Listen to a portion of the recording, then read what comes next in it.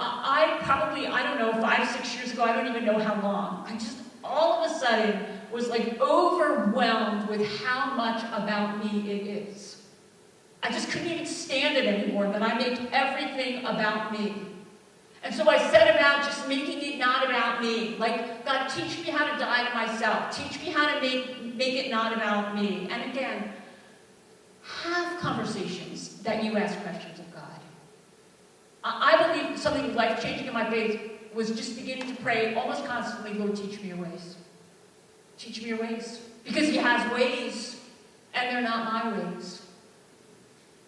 But as I was trying so hard to not make it about me, as I was trying so hard to figure out, if you will, how to die to myself, I just kept seeing how much about me it was.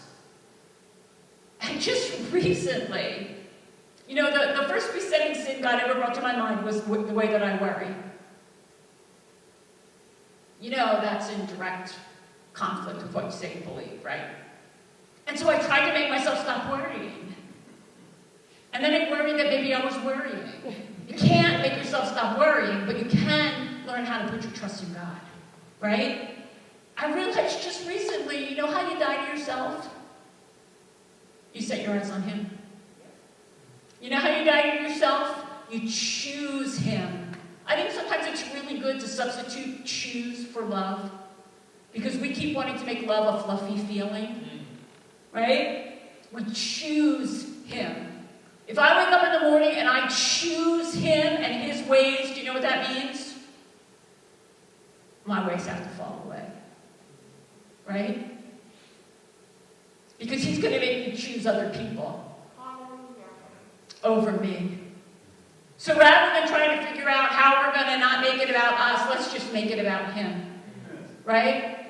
Let's just make our heart's desire to know him, right? Because he's worth knowing. And then let's let him lead us in paths of righteousness. Paul says if we're led by the Spirit, let's keep in step with the Spirit. You know, and again, that's another one of those terms which I think either make us uncomfortable, or again, we don't exactly know what to expect. Because for years of my life, I have wanted being led by the Spirit and keeping in step with the Spirit to be spooky, supernatural. Right? I want an audible word from God. I wanted lightning bolts directing my path. I want to kind of feel like I was skipping above the atmosphere a little bit. God does those things. Please hear me. I'm not saying for one moment God does not just do supernatural things. But sometimes God does supernatural things in ordinary circumstances.